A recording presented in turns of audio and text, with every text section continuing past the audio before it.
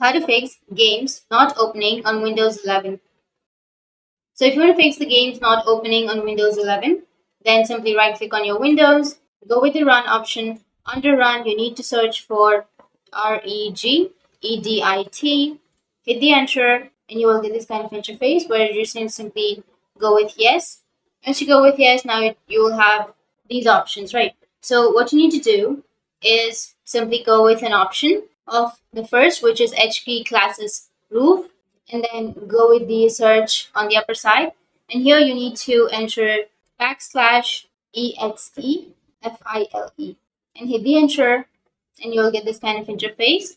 You just need to simply go with default, double click on it, and here you will have the value data. So make sure that your value data is under the application. So simply enter the application and go with OK. Once you've done this, now you just need to again go with the search and again search for \SHELL